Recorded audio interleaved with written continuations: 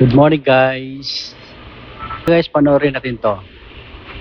Alam nyo, nung nakita ko to, pero matagal ko na itong nakita kaso lang, nung dumaan siya uli sa page ko, tinignan ko siya uli. Then, habang pinapanood ko siya, yung utak ko naglalaro. Talagang, dito natin makikita kung gaano talaga siya kagago. No? Gago talaga tong tao na ito. Ganon niya tayo pinagluluko. Ang packaging niya sa kanyang sarili, feeling niya, ang bait-bait niya, santong-santo siya, putang ina siya. Santong-santo talaga tong animal na ito. Oh. Ito, tingnan nyo guys. Kailangan ka mag-pray ng rosary. Very religious talaga. To pray rosary, sa lahat yan. Pag Holy Week, Pabasa. Bisita iglesia. Kasi yung mga auntie ko, lahat yan dalaga. So, hindi na nag-asawa dalaga. So, talagang prayerful life ng nanay ko nung nasa Pangasinan, lagi sa Manawag. So, doon di siya lumaki. Pag Holy Week ba yun, bumababa yung angel. Yun, so yun.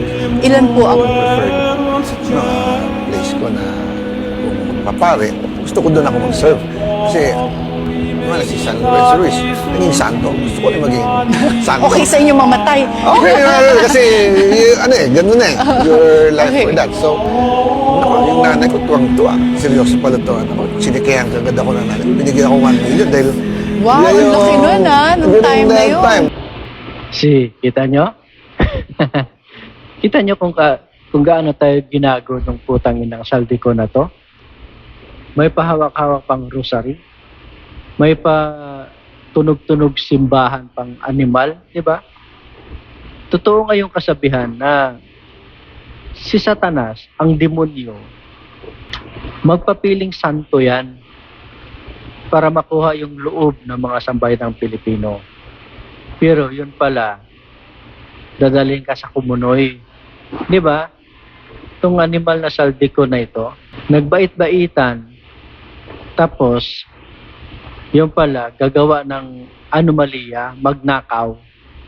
Tapos yung anomalya na gagawin niya, ibibintang dito kay BP Sara.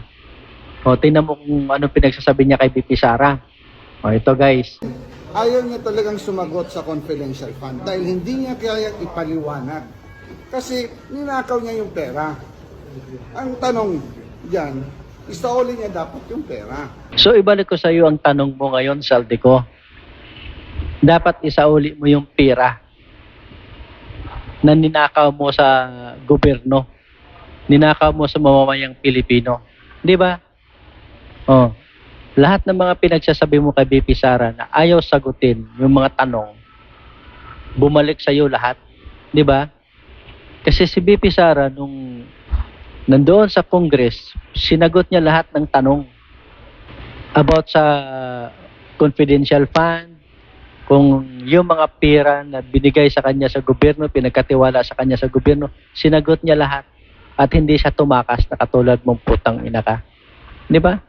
Ang ganda ng gising ko, sinira mo yung araw ko. So, mamimili kayo kababayan. Tingnan mo yung packaging, no?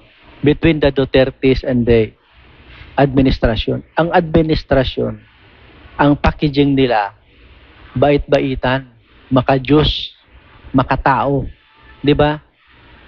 Yun yung packaging sa kanilang sarili. Ginagamit yung simbahan, ginagamit yung pangalan ng Panginoon para ipakita sa taong bayan na super bait nila. Di ba? Kahit anong ibabato mo sa kanila, hindi umiimik. Hindi makipagdebate kasi ang bait ng mga animal, di ba? Pero si Pangulong Duterte, lahat kino-force lahat ng mga masasamang tao sa Pilipinas. Pinagmumura lahat, 'di ba? So, ang tingin ng tao sa kanya is napakasama kasi nagmumura. Pero tingnan mo naman ginagawa, 'di ba? Tingnan mo yung pinagagawa ni Pangulong Duterte. Lahat mabuti. Lahat para sa ikabubuti ng mamamayang Pilipino. Itong mga putang inang nito nasa administrasyon, Saldico, Martin Romualdez, at ikaw lalo ka na BBM, di ba? Kayo bait-baitan kayong lahat. Oh. Hindi kayo nakikitang, hindi kayo naririnig na nagmumura. Pero, mga putang ina ninyo, nagnanakaw kayo. Di ba? Sinira nyo ang bansang Pilipinas. Pinahirapan nyo ang mamamayang Pilipino. Oh, mamimili kayo kung anong packaging ang gusto nyo. Yung feeling bait-baitan pero masama ang ginagawa, o yung pinakita yung tunay na pagkatao pero mabuti ang ginagawa sa kapwa. Di ba? Oh, ibalik ko sa yung tanong mo ngayon. Ibalik mo yung pera ninakaw mo sa sambayan ng Pilipino. Huwag ka magtago, animal ka. Ang depende yan sa speaker kung corrupt o hindi. Pagka-corrupt ang speaker, ubos ang pera. Because yung... Sige, hindi ka, ito project, ito dagdag, bahala ka na dyan. The institution of Congress will always remain pure.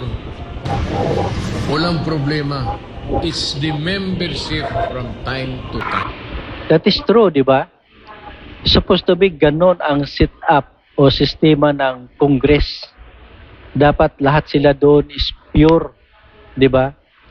Dapat ang treatment ng speaker sa bawat congressman ay pantay-pantay.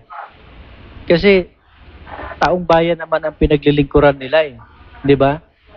Itong mga congressman na ito, representante ito ng bawat kongreso ng bansang Pilipinas. Wala dapat korupsyon, dapat pantay-pantay ang treatment. Pero dahil nga kung hindi mo papanigan ang speaker, hindi ka bibigyan ng budget, kawawa yung distrito mo. Oh. Dahil ang makapangyarihan, ang power of the purse is ang kongreso, pero ang may control is yung speaker at House Appropriation. Wala. Pag hindi ka didikit sa kanila, wala kang pera. Kawawa yung distrito mo. Oh. Tingnan mo si Pangulong Duterte. Sila Alvarez noon. Sila Cayetano. 'Di ba? Maganda naman yung pamamalakad nila sa Congress. Pantay-pantay naman ang treatment nila sa bawat congressman. Wala namang anomalya na nagaganap. Oh. Kasi ang pananaw nila is para sa bansang Pilipinas, para sa mamamayang Pilipino. Pero ito kasi ngayon, sa administrasyon na ito, dahil nga meron silang red flag na nangyayari. First year pa lang sa kanyang administrasyon, tinanggal na nila yung anti-corruption na agency. So meaning, meron talaga silang balak na magnakaw sa pera ng sambayan ng Pilipino.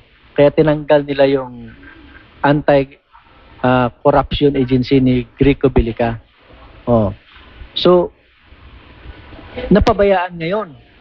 Hanggang sa tuloy-tuloy silang ng nakaw ng pera ng mamamayang Pilipino. So, medyo napahaba na yung usapan natin, guys. Hanggang dito na lang ako at marami pa tayong gagawin ngayong araw na ito.